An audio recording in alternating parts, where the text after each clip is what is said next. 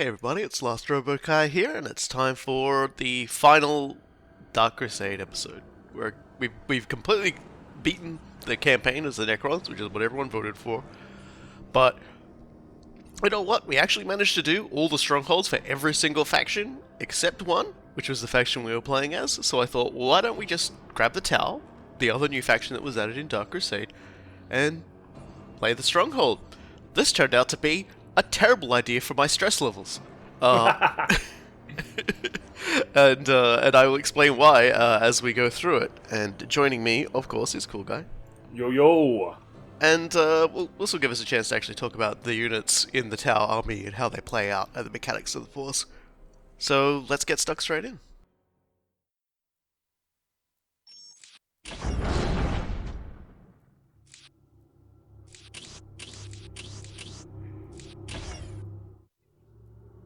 The full extent of the Necron presence on Cronus did not become clear until those opposing them launched raids into the catacombs under the Thur Abyss Plateau.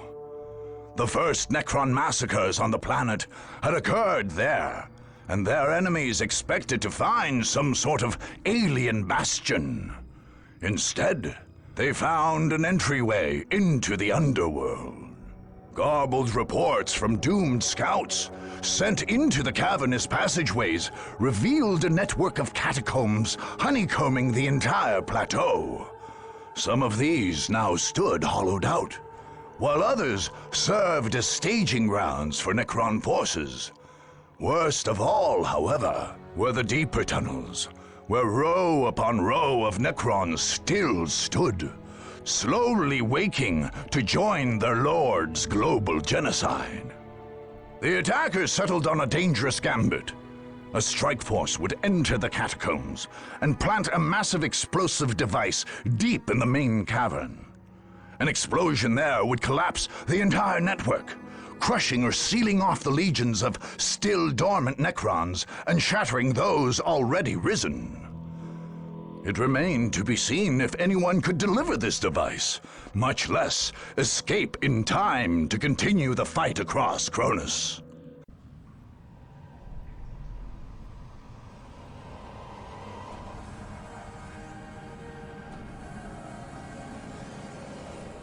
Etherios, protect us!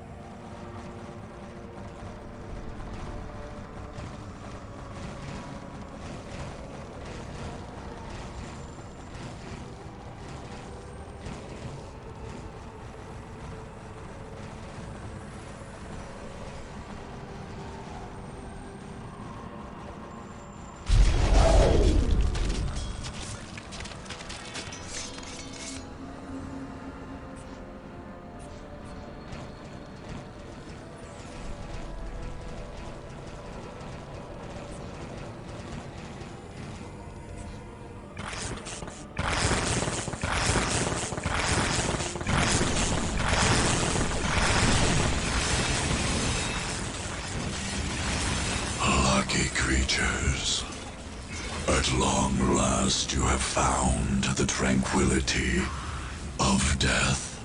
I was like you once, clinging to life and blind to the truth. When I uncovered the truth, I too shuddered and paled with fear. Deep in these catacombs, I was remade.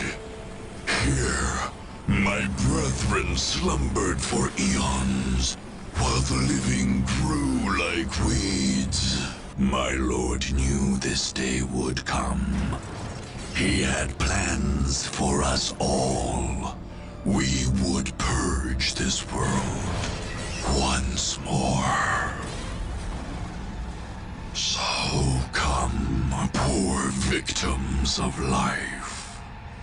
We will grant you tranquility in these crypts. Cronus will be a tomb world once more.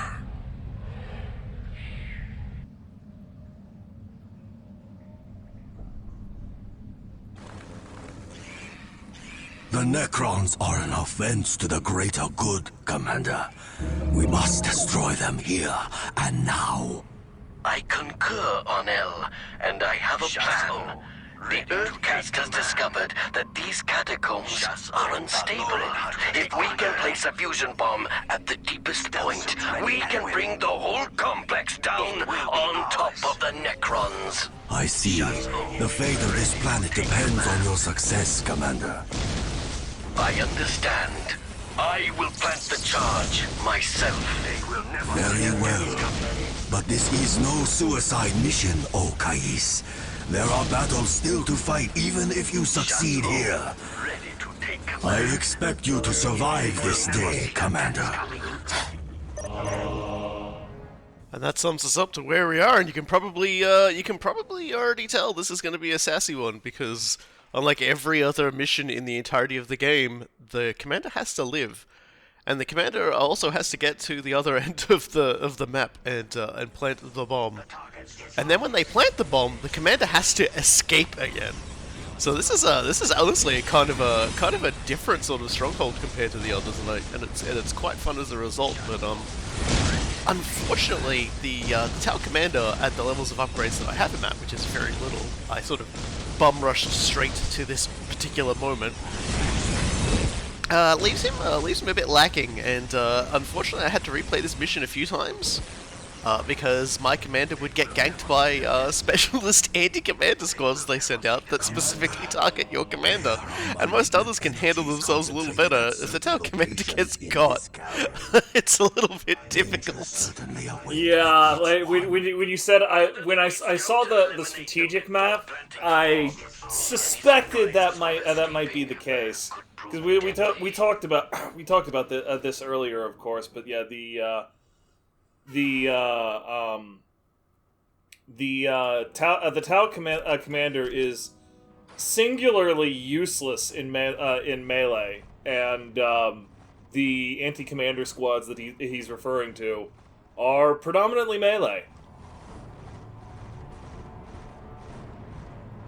You have penetrated but the very surface of our catacombs.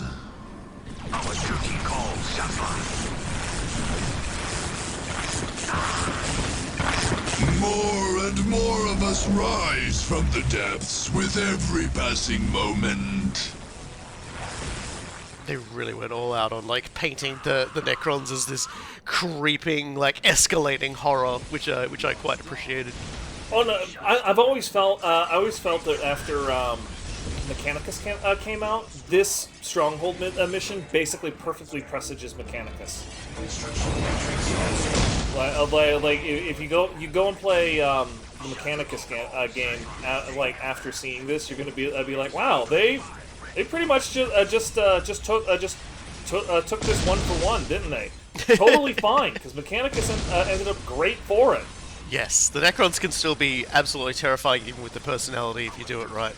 So in this particular case, this is pre-alteration, and Mechanicus is afterwards, and managed to keep the general flavor. It's like, you know, like we've talked about the sort of the people disagreeing on which version is better. You can have your cake and eat it too.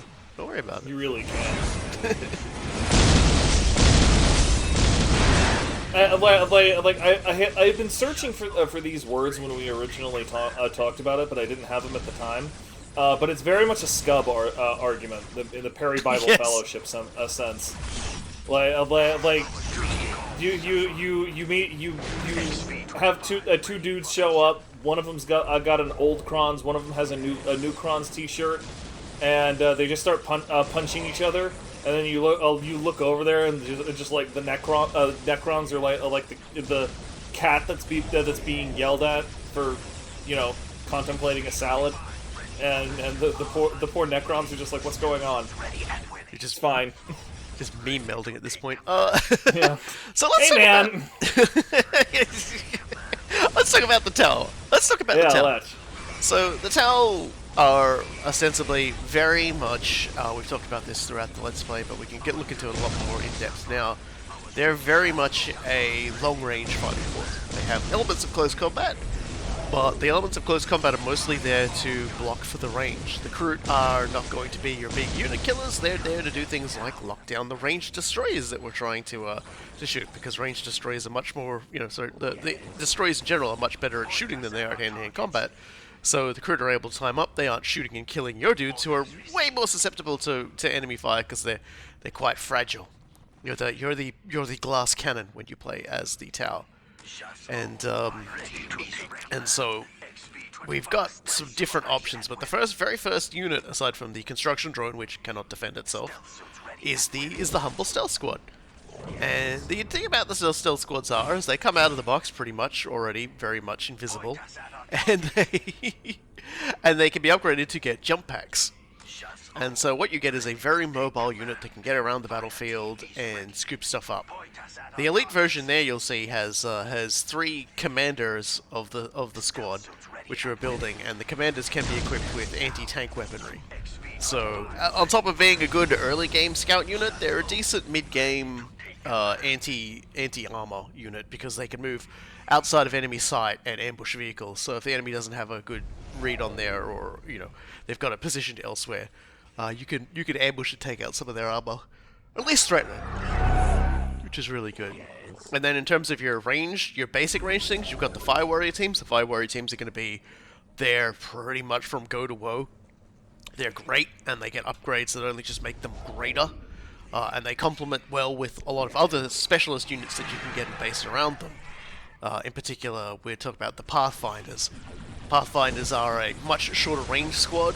They don't quite do as much damage as a squad of Fire Warriors, but their advantage is they've got this special function known as Marker Lights. And Marker Lights was actually something that was introduced on the tabletop when the Tau came out.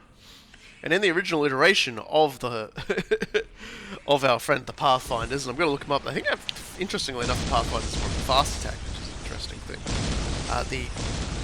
The Marker Light is essentially up in the weapons section. Sorry, I got the codex out again. Yep. Figured you did.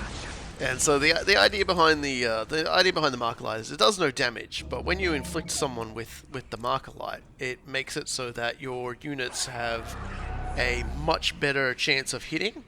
I'm just trying to find out where it is exactly here. Ready to take command. I think mechanically, like people basically get extra ballistic skill when shooting at anything hit with a Marker Light. Yeah, here we go. So it basically says that it's interesting because actually for the Pathfinders, when in its original iteration, I don't know if it still is, it was classed as a heavy weapon, so you couldn't move and shoot it. So the idea was you were playing spotter for others. But yeah, if marking a target, then one other vehicle or model in the Tau force which is justified can change its hit roll against the same target to 2+ with a single weapon during the shooting phase. And you could, if you had a twin link weapon, you could still use rerolls. So it was basically, if you had like a really super good weapon, and you wanted to like hit a particular enemy unit with it, you would use the Marker Light on it, and that would almost guarantee a hit. Almost. There are no sure things when you're rolling to hit.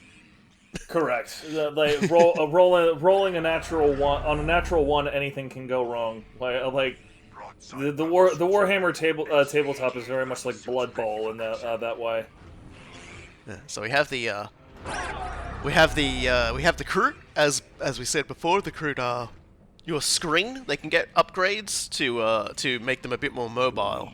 Their primary functionality is that if the enemy leaves behind any form of gore, any like gibs or anything like that, the crew can eat it. They can stop and eat it, and that will raise their maximum hit points of the squad. So you can just make them more tanky. They're not so able to use that against against the Necrons though, because the Necrons don't leave meat. It's very unfortunate. They are a meat-free diet, and so we cannot devour them and enhance our attacking ability. There is a hero that you can attach to them, known as the Shaper, who basically is just like any sort of like, thing that adds to a squad, basically just improves them. They can get a leap as well, which can make them much more mobile. So as the game goes on, you can use the crew a little bit more. You can see the broadside battle suits we got there as well, marching along.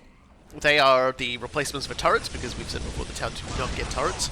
They're very good anti-tank units, and when they, because, you know, when they're walking around, they just use missiles, which is, you know, Tau missiles are pretty good for taking out the, taking out light vehicles.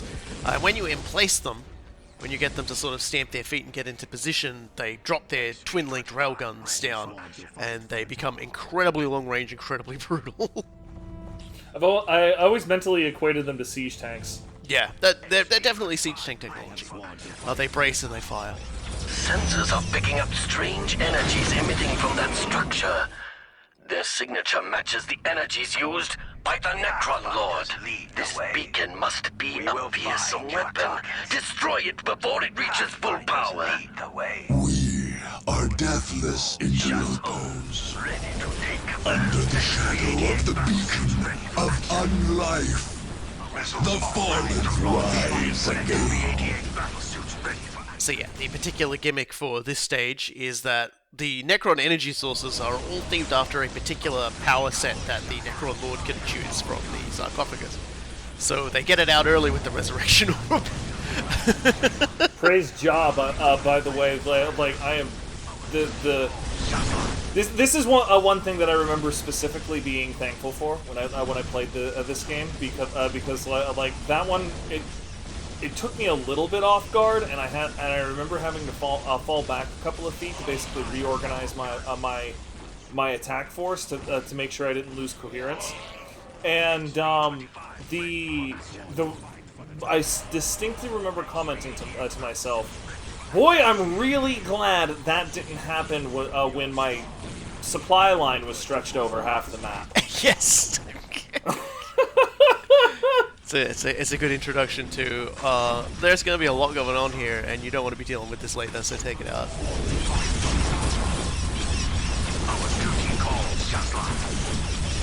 We've got the battle suits, and we've also got the Vespered Stinglings. The Vespered Stinglings are kind of weird in the Tau army. You can set them for melee, and I did for a little bit there, just so that I could tie up the enemy units so everyone could shoot at them. There's the flayed ones destroying morale, as they happen to do very well. Yeah. The Vespered Stingwings are a close-range shooting unit. They've got the capacity to actually stun. I can't remember if it's enemy vehicles or just like enemy squads. So they can actually sort of interfere with the enemy quite effectively. But the problem is they have to get quite close to do it. So you want to make sure the enemy is like committed and distracted before you drop them in, essentially. Use them to, like, you know, lock down an enemy or two.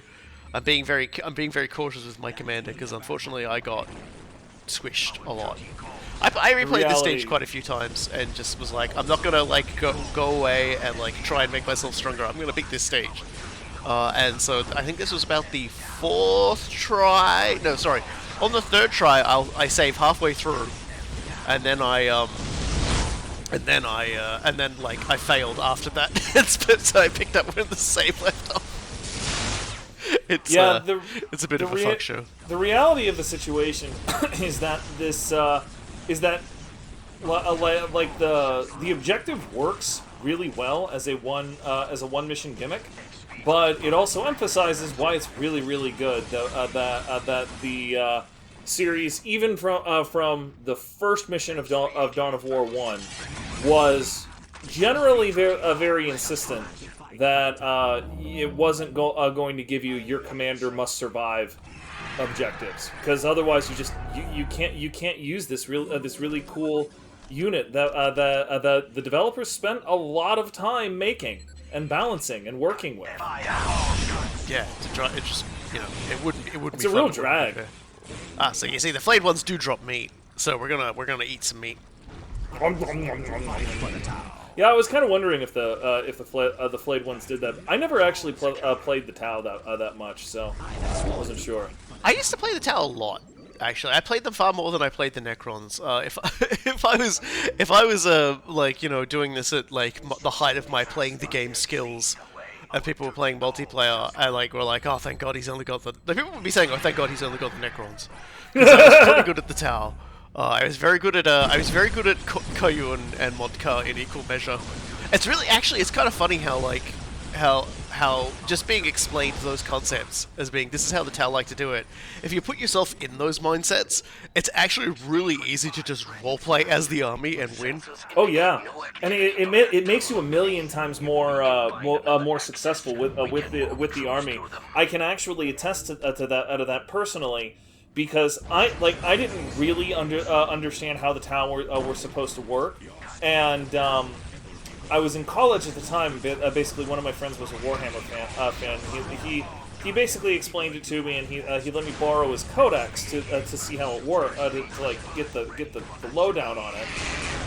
And I read it, and I was like, oh, okay, this works pretty well.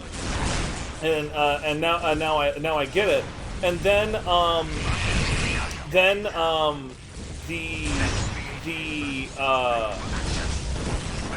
sorry, somebody just messaged me on Discord and distracted the crap out of me. I also explained. I just explained it to one of my friends, and just in like 2 or 3 minutes, because he had really been trying to get good with the Tau, and I was like, this is how the Tau think, and he came back to me 2 days later and was just like, that was it. Like, that was what I was missing. Like this is like, I'm so much better with the Tau. I'm spanking frickin' max level AIs. The Kayun stuff works like a fucking charm. It's he definitely preferred Kayun personally, but yeah, no, like I remember that this was an entire thing. So the gimmick, one of the other gimmicks for this stage is that there are tunnels around the place, and if you find one end, you go to the other end. I think you have to find both ends before it works, though. And I definitely wouldn't recommend, even if you can, going through a tunnel where you don't see what else on the other side in a Necron tomb. Just call me crazy, but that's just generally how I see it. You can see here just how much damage the Tau are doing. Oh yeah, yeah. Like when things click for the Tau, the enemy generally doesn't get a chance to react and try to make it unclick. Like the trick when you're fighting the Tau is just to make sure you keep them just off balance enough that they never quite bring everything to bear, because like the difference between them having everything work for them and them not working quite right is huge. Like they feel like a joke race when they're not hitting on all 8 cylinders, but they're hitting on all 8 cylinders. Watch the hell out. Darkness veils your eyes and dulls your senses. Before the beacon of the deceiver, we are like deadly shadows, hidden from your sight. So yeah, this particular enemy thing has Ready to take you unfortunately has has the ability to infiltrate everybody, such as one of my more favorite ones. And here we have the first of the vehicles. You have four starting vehicle options, with a 5th if you choose a particular path. And so we've built the Skyray gunship, and the Skyray gunship is kind of like an early level, like kind of semi-artillery. It shoots missiles at the enemy, and that can be all right. But where it really you can already see, like, they're already like, ah yes, of course, the enemy commander. It's time to like violently kill him. And I'm like, just do not have the health to survive this. Yep, that's like Shaso's already at 2/3 health. Yeah, I'm pretty sure there's like one of the upgrades you really should get for the Shaso very early on is the jump pack. I sort of mistakenly did not get it for him. You can see the Skyray gunship shoots missiles. The missiles are fairly long range. The Skyray gunship has a massive missile barrage that it can do, which is really, really effective against pretty much everything. It's really effective against infantry because it disrupts them and sends them flying everywhere. It's really good against vehicles because vehicles don't go flying, so it gets hammered with every single shot, and they will lose a significant amount of health as a result. So it's always nice to have a few of those.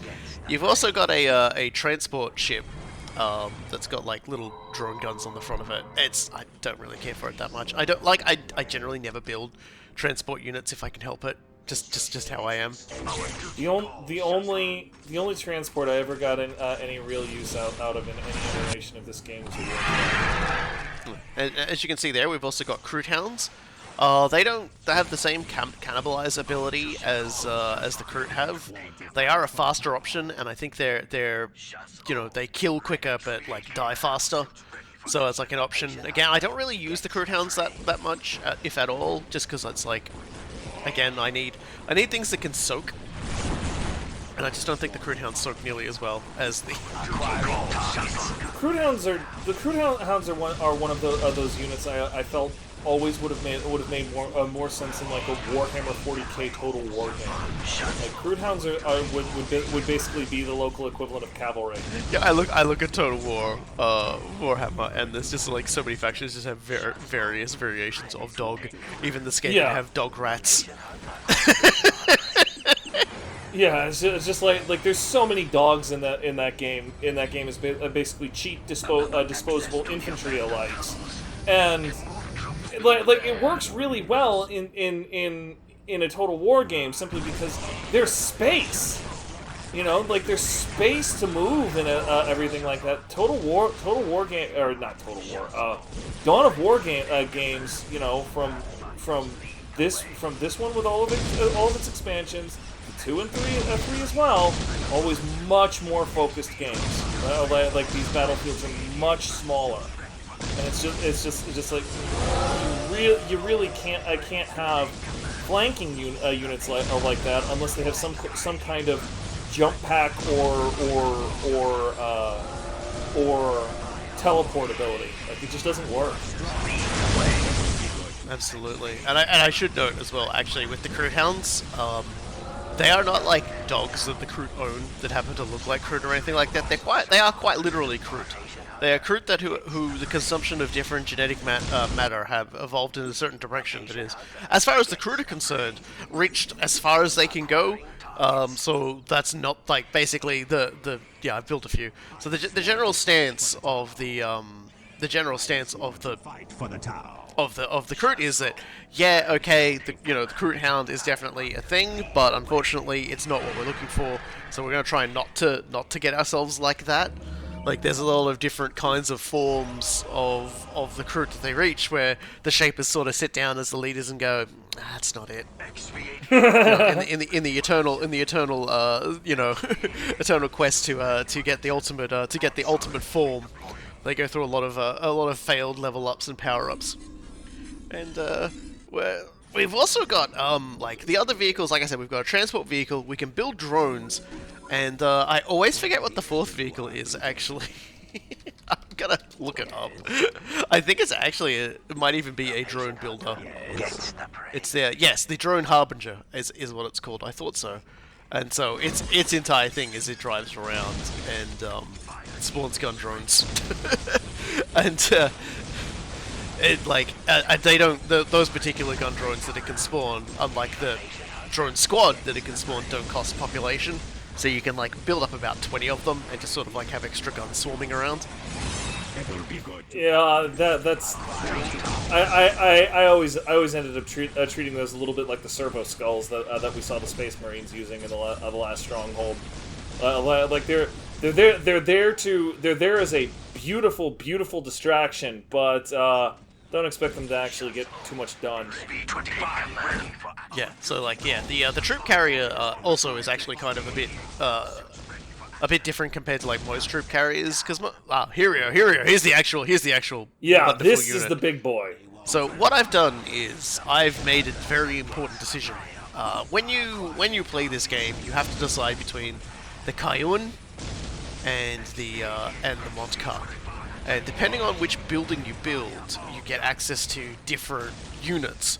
I've gone with the Kayun specifically because it allows me to build the Krutox. The Krutox is another failed evolutionary path, or rather the unwanted evolutionary path, where they basically turned into mega apes. They went Giga Gorilla, and goddamn, they are dangerous. They exemplify what you would use the Crute for. They've got ridiculous amounts of hit points. and they also just like take ridiculous amounts of damage and just we'll just top it. They will just top it, and it's a lot to like about them because you can see they've got like a little gun on the back, which is always kind of funny. There's like a little crew riding on the back because apparently like the crew tops in general are just kind of like they don't really care too much. I have to be very careful wherever I go, because they will be sending, like I said, they send kill squads, and I'm pretty sure they send kill squads unannounced after your commander. I mean, the last one that knocked off a good third of Shaso's health definitely showed up without a whole lot of preamble. If I'd gotten the jetpack, honestly, like, this mission would be so much easier, and I'm like, it would have been easier on myself if I went and just got it, but I didn't, because I'm a silly lad. Look, after you're in it, it's a mission in its own way. I have definitely gotten obsessed with that sort of thing. Like even just like games that I never got that far into, like Sakura of Rice and Ruin. You might remember that one weekend I just completely lost my soul to that game because I was damned and determined to get past a specific thing in like the second week or whatever that the game was active, and you know, like I just did not have the stats, and everybody in the Discord was telling me, dude, it's just what a game does to say go tend your rice, and I was like, no, I am killing this goddamn boss. As you can see, yeah, like if those kill squads will start out as just a wraith and will just get bigger and more annoying as time goes on. Driver, I'm gonna prank the shit out of this guy right here. There is one way you can make sure that your commander doesn't get super murdered, and that's because when you embark into a tunnel once it's been cleared, you can just keep them in there. No one can hurt them.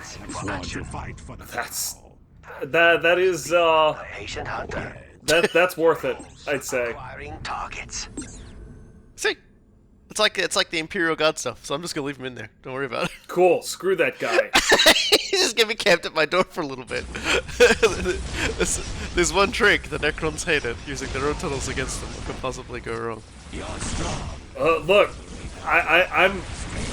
All I'm saying is that the dickwads deserve it. Yeah.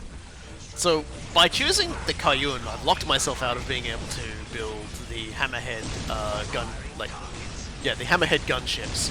All the vehicles are named after like aquatic life.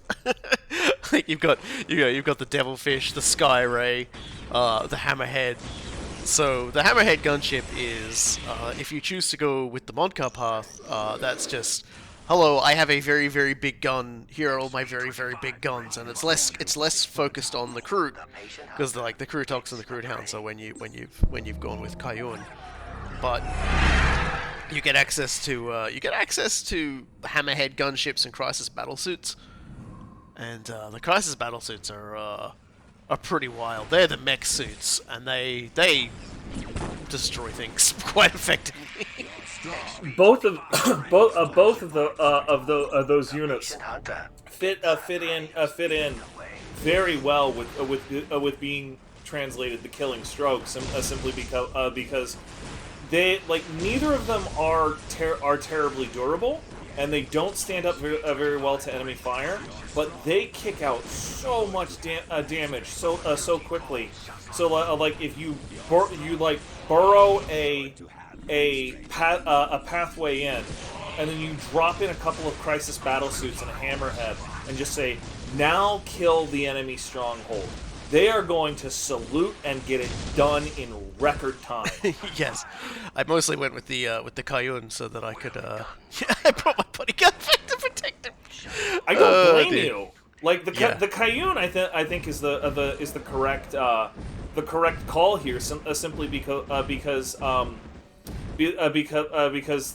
the way the enemy is set up around here is such that they almost always can surround you, right? So like keeping with the Kayun, you're allowed to have hard points to draw people in on multiple facings, and allow the core of your force to rotate from target to target, which is also like one of the primary ways that Kayun is used in a number of Tau battle reports. Yeah.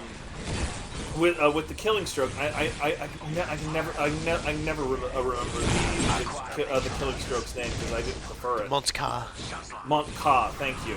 With the Montka, like the point is to use the core of your force to drive a wedge into the enemy formation, and then you use the special units to just finish it before the enemy can react. Yeah, mag dump their most important component.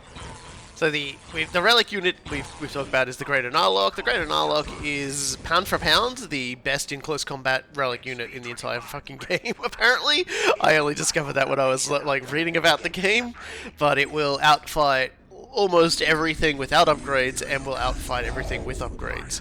Here we have the Ethereal. The Ethereal is, boosts the morale of everyone nearby. If it dies, the entire Tau morale collapses. Can spawn like an honor guard that will basically fight to defend. Not sure what's going on there, but the Greater Narlock will likely just kill everything if you leave him there long enough. But I'd like to have him up the front, where he would be absolutely just murderizing Necrons. Because apparently the Greater Narlock's damage output is just like T-Rex ridiculous. And it's funny they call it the Greater Narlock, because they're like, I think the Narlock is actually one of the bird evolutions of the Kroot. They were like, hey, maybe we can try to get flight, and so they became birds. And like the Shaper was just like, this isn't it either, is it? Because like the birds, they tended to fall more on the instinct of birds, which is to say, hang around and scream at everybody. So it wasn't really that useful. By the way, like I'm sure some people are wondering it. If you ever start to ask yourself the question, okay, Shapers, what is correct then? Can you do something besides say this is something we don't want? The answer is no. Stop thinking about it. Stop asking. All right, just stop. Maybe Space Marines. Yeah, like the answer is don't think about it. Just let them do what they're gonna do. To the best of my knowledge, that's even the attitude the Ethereals have towards them. Because the general stance is for the Tau in regards to the Kroot. In the very first codex is a letter from one of the casts, and I don't remember which one it is, but he's sending a letter back talking about my wonderful Kroot allies, and their general stance of it is they find the whole cannibalism and the eating things to extend themselves, to make themselves better, a bit on the nose, for two reasons. Firstly, because it's eating the dead, which to them is a bit icky, and the second is because it would, it's the general implication that there is something that they are pursuing that is wonderful, more interesting, more wonderful than the greater good. And they're basically, their hopes is the hope is that they will just, the Kroot will eventually just learn they don't need to do those sorts of things. So they hang out with the Tau. Like how the Ethereals feel about it, we don't know. But the general Tau stance, for those that sort of fight alongside them, and like them, because like we've said, Farsight wasn't a big fan of using auxiliaries because he felt like that was that was his rigid battle honor being sort of brushed off. But like this letter to the Ready to take command. There's basically this letter from it's called basically a letter by a particular fella called Fioi Borkan Ulira, which, judging by all of those titles and names, would suggest that they're not a Firecast warrior. They're probably Watercast, because they spend a lot of time talking, Secret Kroot and everything like that. But it's like a 3-page story, and it ends with, "So sister, the thinkers back home try to tell you the Kroot are just primitives who don't deserve to share our destiny. You tell them they're wrong. It's wonderful that because of the Empire, we can study such fascinating creatures and enlist their support for a greater purpose." And it's kind of funny, firstly, that such a letter even exists, but it shows how well thought out the entire thing was. Like the letter talks about how there seems to be a lot more Kroot that aren't working with the Tau, and they're a little worried they might be like still like conducting mercenary work and selling the name of the greater good. And the Shape is like, no, don't worry about it, dog. They're just looking for things to eat. Oh boy, here's a clusterfuck. So this entire area is like monoliths, and they're even going to say that there's like, oh boy, there's a lot of monoliths here. I've never actually seen these monoliths awaken, although they are threatening to do so. I think they either do it after a certain amount of time, which I never allow happens, or when you're on the retreat, they activate. So if you ignore them, it's to your own detriment. So just kill them anyway. Plus, it's really satisfying to watch like monoliths explode. Our duty calls. Especially ones that are that far along. Yeah, like they're almost all ready to go. I couldn't imagine like a march of like four monoliths would just be terrifying. So no thank I do believe you're like my memory is a little hazy, but I do believe you're correct in that it is entirely possible to just basically short circuit through the center of the map, plant the bomb, and basically get ready to leave, and it's that retreat portion where the monoliths will wake up if you haven't raised the graveyard, and particularly for any kind of power that doesn't have either extreme mobility or extreme toughness. That's basically a death sentence. So like I remember one game I did with the Eldar. I specifically set up webway gates to clown on it. So like I planted the bomb, I escaped into the webway, I popped back, and I was gone in 60 seconds. Right? So like that worked, and then my initial Space Marine one, where I got knocked off guard. I basically ended up loading Thule into a Land Raider and just frickin' yeah, dude. Like that. I think I did that. Like as well. I just made a reference to Gone in 60 Seconds, which is a car movie. That one was Fast and the Furious, and it was about family. It was about family. We were friggin' leaving. Well, so I did promise we talk about that, and I'm sort of like leaving it a bit late, so I'm going to jump into it now. But the Damocles Crusade is probably time to talk about this. I've been putting this off a lot, but it's essentially a ginormous battle between the Imperium and the Tau. Like the Imperium, essentially, like the Damocles was like a fringe area. Like it's referred to as the Damocles Gulf in terms of space because like sea references, I guess. And so. It was the second sphere expansion for the Tau, and they pushed out into Imperial space, and it just so happened that most of the fringe worlds of the Damocles Gulf were fairly seditious kinds. So they were happy to, try and find some way to wriggle out from under the yoke of the Imperium. And so they entreated with the Tau, and the Tau essentially found that, they could use diplomacy to get through with some of these people, or they could just murder their way across other planets because the Imperial War Machine didn't seem to be able to handle a full invasion because they didn't know how big the Imperium was. They didn't realize they were kicking like the universe's largest bee's nest. And so when it turned out, oh hey, there's this up-and-coming alien species with like extremely good technology that's both making traitors of some of our people or subjugating them through violence. The Imperium went, okay, we got to do something about this, and so they raised the Damocles Crusade. And the Crusade is always a case of one guy gets put in charge of literally everything and gets told, get out there, destroy everything.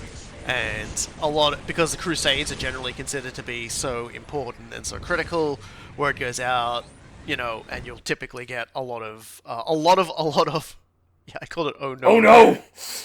And believe it or don't, after I saved this game, I don't know if I've made a good cut for it or not. I did lose, and I had to go back to that save. It's entirely possible I've cut it correctly, because I definitely did lose, even on this particular save. So I learned a lot from my mistakes, at least. So So the Imperium sent a very significant force, which included Space Marines. Because when a crusade gets called, the Space Marines tend to be like, yeah, there's honor to be gained there. It's very important. Let's go. And so they set out. And at first, it seemed like the Imperial Crusade was like doing even better than expected. Like the tower was still quite significant and capable, and they had a lot of technology that the Imperium was just like kind of surprised by, including like the Mantas. The Manta missile destroyers were very, very good at just like punching above their weight and destroying things. And so the Tau seemed to be collapsing under the weight of the attack. They would, evacuate everybody they could, and then they would fall back. And the Imperium was like, "Boy, this war's going well." And it was all a fairly big pooling. It was Kayun on a system-wide scale, on a Damocles sector-sized scale. And so as a result of this, the Imperium moved in. They moved to different worlds to subjugate them, and it started to stretch them out and everything like that. And eventually they came across probably one of the bigger holdings of the Tau. And the Tau, and the Imperium were like, okay, this must be like the big center of this campaign. And so they went in hard on it. And that was when and Farsight had been in command at this point. It had been basically just been like, I want to do the big fight here, please. Can I do the big fight here, please? And the Tau were like, actually, we're going to thaw out Shadow Sun for this one. Shadow Sun was always much more Kaon oriented, and so she basically came up with this plan, and it's on the planet known as I think it was Daleth Prime, and essentially what happened was that they went in swinging on the planet, and the Tau were at critical points falling backwards, and the Imperial forces were pushing on because they were like, "Aye, we got this, we're good." The enemy is falling back before our might, but it was being done in such a way that like they weren't going as an orderly line, so certain elements were pushing ahead faster than others and things like that. So it was all about disrupting the general battle line, and then when the battle line was sufficiently split up and everything like that, the Tau jumped all of their shit in, and actually, the patient hunters sprung the trap. And as a result of this, they got, the Imperium got their nose well and truly bloodied. And the Tau learned a lot about the Imperium from that, not simply just because it was like, oh yeah, this is how you fight a massive war machine like this, but at the same time, then they also learned just how difficult it was to fight Space Marines, because even though they managed to pull these amazing traps off, in some cases they still couldn't actually get anywhere because the Space Marines were just extremely good at extricating themselves from those situations, fighting away from the enemy, moving to reinforce others whilst still maintaining their own sort of maneuverability. So it wasn't a huge disaster for the Imperium, but the Tau did a significant amount of damage, and it did slow the Crusade down enough that eventually, when the first signs of Hive Fleet Behemoth started to appear, the Imperium had to sort of basically cancel it as a crusade and turn it into a more a less resource heavy, more drawn out Quagmire. They were not going to get their big victory to push the Tau all the way back to their homeworld and crush them. Bring your vehicles before the beacon of the Void Dragon, and watch as they turn against you. Yeah, another reason I've brought so many Krut, because Krutox and the Greater Narlock are classed as demons. So we're gonna send them in to eat the tower and not lose any of our vehicles to the Void Dragon Tower. I particularly love watching the Greater Narlock go against something like that, because it kind of looks like a T-Rex, but that T-Rex did not skip arm day. No, the T-Rex has arms. T-Rex has beefy arms. It's got you do not want to get punched with that. It's bad news bears. Our duty calls, Shazlan. Yeah, so they actually formed a bit of a truce with the Tau after that, but neither the Tau or the Imperium held to it very well, and it eventually led to a flaring up of conflict in the area again, which is what ultimately led to the death of the Tau Pope many centuries later. And but one of my favorite stories from it is like the Tau had, the Tau had sold themselves very well. The first book actually, like the first Tau book actually has like sort of a meeting between like some Imperial soldier, like diplomats, a Space Marine captain, and the Tau like diplomat who was like showing them around how they function. It was like, look, we're amazing though, we're really good. There's no need to be fighting against us. We're just bringing a better way for all of you. And like even this, like the Space Marine was like quite impressed with the training facilities that the Tau had and everything like that. Like so. The Space Marines took it as a bit of a personal affront that they weren't going to get to finish things with the Tau. So while everyone was sort of like slowly dragging things out, I think it was the Ultramarines who were part in it. Were like, we're going to go for one last swing. We're going to go for one last swing at these guys. And so they got ready to do. They figured out where a particularly good bunch of like Tau stuff was located. And they were basically like said, we're gonna go in and we're gonna smash this thing and then we're gonna leave. And so basically every other Space Marine force that was like even remotely in the area, so they would sunset squads, sunset their entire company, and it basically turned into about a full chapter's worth of troops just about turned up and just in like the span of a day just completely slapped the shit of the Tau on the planet and then just left. Which must have been so confusing to the Tau. But and that, if anything, that probably helped keep the Tau from pushing back and continuing to like conquer Damocles again. So it was kind of yeah, it was kind of funny. It's just kind of funny in that regard. And oh god, there's just so many of them everywhere. But these are the anti-infantry ones, so that's so good. Yeah, but the Damocles Crusade was basically the Imperium, and the Imperium getting their first taste of the Tau getting their first taste of the Imperium. Apparently things have just gotten wackier since then, up to and including, and I love this so much, but the apparently at some point, thanks to the fact that like a great like tear in reality that makes the Eye of Terror look like a winky, is basically just a big sort of galactic smear, and the Immaterium is spilling out, and so the Tau unfortunately have been in their latest attempt to sort of like colonize the galaxy, have basically just been like spat out all over the galaxy. So there's a lot of like smaller enclaves trying to form and try and find a way to get back to one another.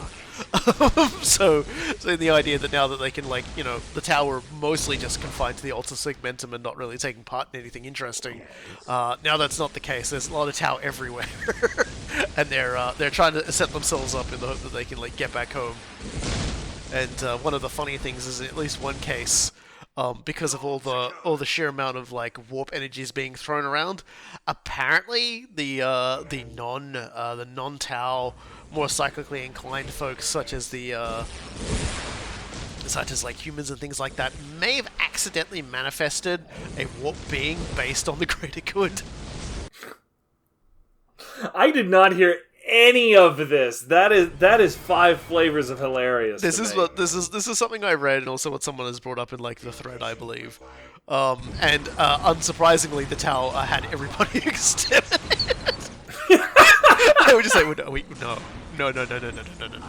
Like the Tau was just like, no, we don't. This is not the greater good. The greater good is not an actual physical person or being. And they're like, but he talks. And they're just like raising the pulse carbine and being like, not for long. I'm not sure you heard me. This doesn't talk. We're like, but it talk. Now you're not talking. Incredible to imagine though. Like, even if that's only a shitpost, it's an amazing shitpost. But it's just like it's such a funny, scary thing though. Like, and we'll probably see lots more weird shit like that. I mean, like the Eldar are birthing a new god, for God's sake. Like we've heard lots of things about how there might be different aspects of the Emperor, like tooting around in the warp as a result of like just like the different perceptions of him, but just how insane the worship of him is, Plus, we see, like, you know, when we do a little bit of Soulstorm, we'll talk about the Sisters of Battle and the fact they can manifest abilities as well. Man, the Wraiths are getting up a lot today. The Wraiths are getting up a lot. I've seen them get up like a bazillion times. It's pretty obnoxious, actually. They keep getting You go, Narlock! Narlock You is the show best. that bastard who's boss. Mouthful of trouble. Pretty sure those pariahs are hunting my commander. Wouldn't surprise me a bit. Like I said, like it starts out with Wraiths and they start forming like whole kill squad. See, look, he's up again! Stop it. My whole... In this particular case, he's whole actually hope- not getting up because he died. He's getting up because he fell over. But I'm pretty sure I've seen one or two get up after dying. My whole hope is that whatever they're planning on doing, you and I just see it before, you know, we hit 60 or something like that. Because like I genuinely do love a lot of what Games Workshop does with the larger universe, and it's absolutely beautiful how well they articulate a lot of this stuff. But you know, like the most recent setting expansion, or like the setting expansion, I guess, where they actually move time forward. You know, that happened at this point like 5-6 years ago when the Primaris Marines came out, and with like that was the first movement anybody had seen since like the late 80s. Yeah, so we might be waiting a while before anything super significant happens after that. I really want to see some of these things resolve before 2050. I really want to see that. Please, Games Workshop. I think it's just basically a period of, like, you know, like, what ideas can we produce without moving the timeline forward? Not a lot. Okay, let's move the timeline forward a little more and then we can advance things. Because, I mean, the Primaris Marines wouldn't have been possible if they hadn't moved the timeline forwards. It just wouldn't have made sense. They'd done chunky Marines in various aspects already, with, like, more weird armor types and stuff like that. But the actual idea of, like, bigger Space Marines, that cracks me up as well. Like, and it's not in a bad way. But it's just, I find the entire concept of like sitting down, like, okay, what can we do with the Space Marines? What if we made them bigger? Alright. Seems reasonable. Ship it. Early Friday for everybody, right? Here we go. I've realized, I'm like, wait a minute, if I try and leave with my commander, this is going to be miserable. So I'm building a Devilfish. Right. Okay. So, there you go. There's the cut. There's the cut. There's the cut. I think something must have gone horribly wrong at that point, which meant I would have had to. Well, I think actually that might have been I had to pause because everything's still there, nothing's in like a different position. So I think that was just like a phone call. Yeah, all right. Actually, I think I went to believe you dinner. this I think time. I actually literally had played this thing so long in the afternoon, like it was time to have dinner. I was just like, okay, I'll come back to this. So it wasn't actually, that wasn't me failing, that was me going to eat because I'd been at this for so long. Yeah, I remember. I've definitely had that happen like a couple of times when we were doing Dishonored, and I was like relentlessly routing a level to make sure everything looked just right.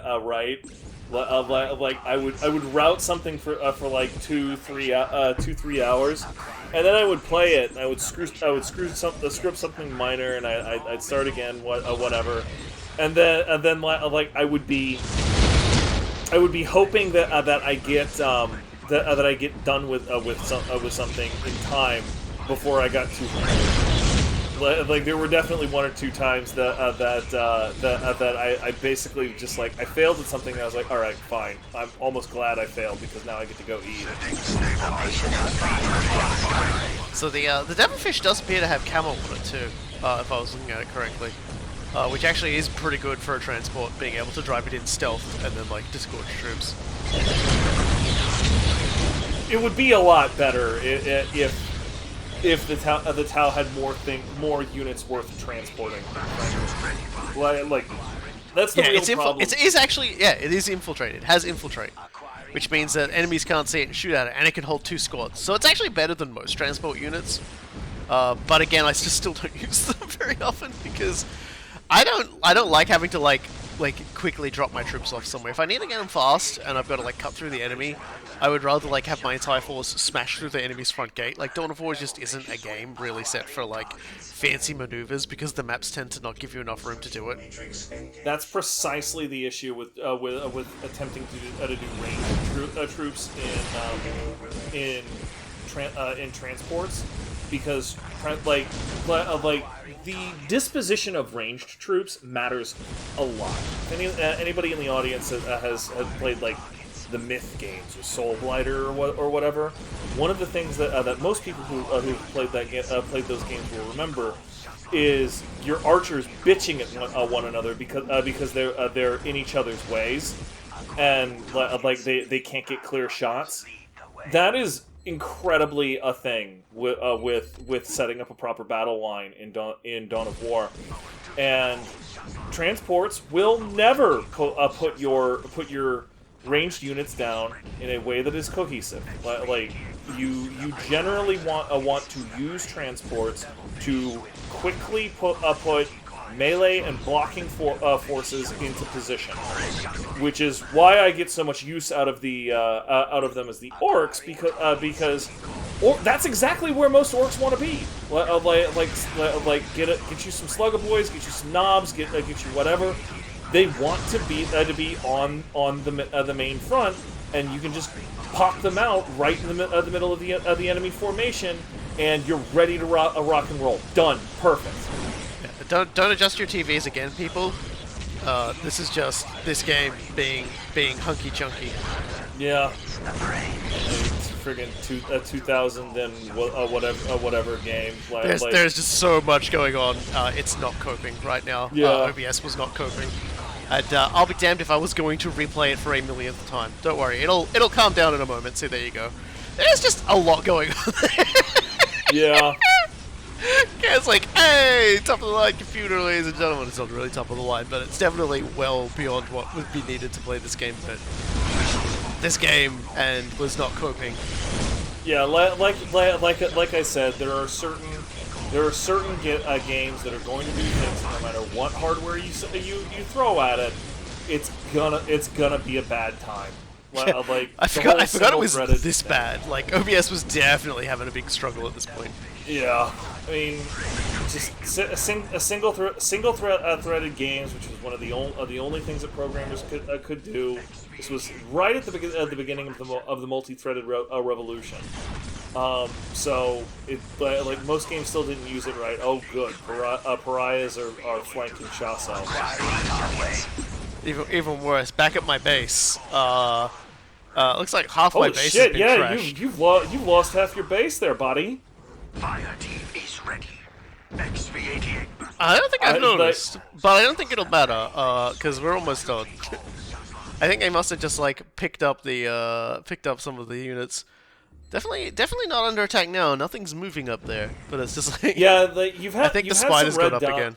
Yeah, you've had some red dots over there the whole time because you killed a couple of tomb spiders up there, and they never go away. And like, I'll be real, like the red dots, but back there, the entire time we've been doing commentary, I notice them every so often, and I have the press X to concern moment, and then like a few moments later, you'll go back to check on something, and I'll see the dead tomb spiders, and I'm like, oh right. That crap gaslighting me again. Shaso, ready to take command. Go, we're almost there. Oh no, Hey, he's transforming into the Nightbringer. There he is, he's transformed into the Nightbringer. Whatever shall we do? Well, yeah, OBS won't really shit the bed at this point. The answer is fire all guns. Fire all guns. It's invincible, so generally speaking, we're just going to ignore him and have a Crutox just tank it. Okay, there we go. All right, time to leave. Get in the fish. Get in the fish. Get in the fish, you fucking idiot. Get in the fish. Get in the fish. Get in the fish. I swear to God, get in the fish, you fucking idiot. Get in the fish. Okay, fish, go home. Fucking Fish, finally. leave! Devilfish, go! Go, Devilfish, go! No! Devilfish, please! Devilfish, please! Devilfish, no! Oh my god. Devilfish. Killing me slowly. I mean, it's, you know, it is what it is. That he's trying to drive through some pretty shitty territory. Narlock, right please! Alright, he's off and racing. Let's go. I feel really bad for that Devilfish pilot. I mean, Dawn of War pathfinding is a fucking nightmare. And so, like, oh look, everyone's decided to park at the choke point. Good for us. Another good reason why you don't use ranged units sorry, you don't use transports for ranged units, not the other way around, because they will inevitably get stuck on the things that you're trying to use to block for your ranged units. Just have them leave the spear. They'll do whatever it is they're gonna do, and it's fine. So apparently they weren't just sitting there doing nothing. Yeah, no, that's a thing that's happening.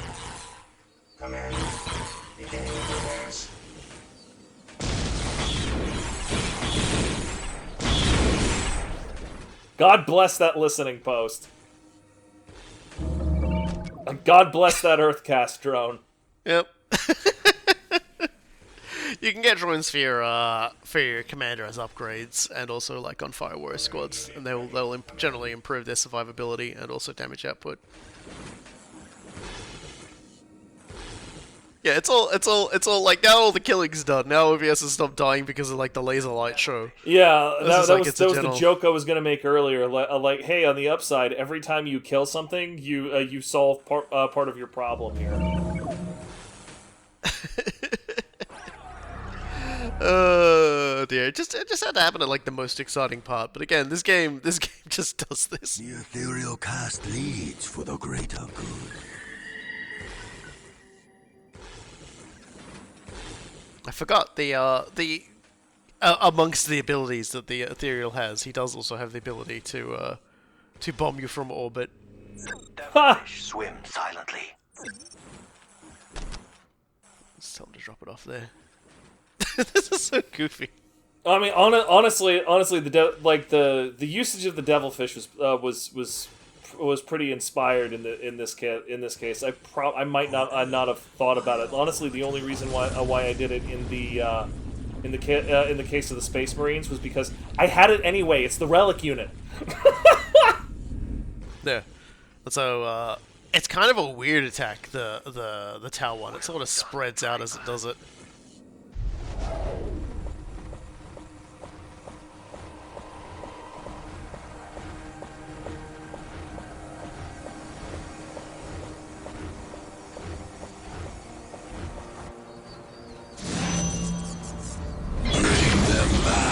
My lord, the living are escaping.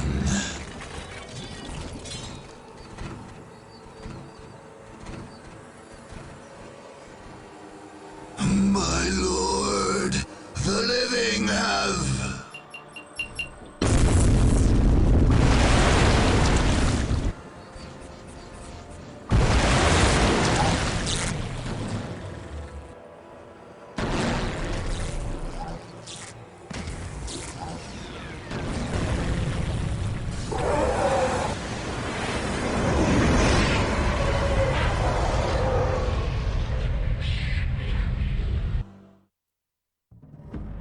Gai's drive into the Necron catacombs relied heavily on the stealth and speed of his forces to deliver a fusion bomb to the heart of the deathless enemy's power. His gambit succeeded, although he left many soldiers behind him. In the wake of the battle, Onel Shorez directed the creation of a vast research complex on the Thur Abyss Plateau. Under the protection of Fire Warriors, the scientists of the Earthcast began the slow process of studying the technology used by the Necrons. The few pieces of Necron weaponry and smashed warriors that did not fade out of existence were subjected to very close scrutiny indeed. Whether or not the Tau Empire was ever able to make use of this ancient and loathsome technology is unknown. But their weaponry continues to advance, much to the chagrin of the Imperial forces facing them in combat. And there we Riffing go. off what you were saying about Damocles. Yep. Well, I mean, Cronus was, I think, a world that was grabbed in the midst of Damocles. I'm not entirely sure on the actual specifics of Cronus itself. I could probably just look it up now, because we're at the end of Dawn of War Dark Crusade now. So Quite so. we've finished it all, and there's really only one thing left to do, and that's to talk about what's coming next, and that will be Soulstorm. I really enjoyed the heck out of Dark Crusade. I said it last time when the crowds were rolling. Take an opportunity to say it again. This was, I think, the peak of Dawn of War. Dawn of War 2 is really good, but just the sheer amount of time I spent playing Dawn of War Dark Crusade in particular will never be eclipsed. It was not perfect, but it was darn close to it. And I feel like that was why Dawn of War 2 was such a drastic shift in a different direction, because it was like, we can't really improve on this model. And I think that was, a lot of people didn't like that, because I think what a lot of people wanted was just more Dawn of War. You can make a game just be more of what it was, only, looking better, and a lot of people would buy it. But at the same time, I think that wouldn't be too particularly challenging to the people who are making those sorts of games. But next time we'll be moving on to Soulstorm, which was not made by Relic, and will be a very long story into technical difficulties and everything like that. But we will be showing off the new races that were added for it at the very least. So with that in mind, I have been the last Robokai, And I have been Cool Guy. and we will see you all next time when we get our little episodes of Soulstorm out of the way. See you then.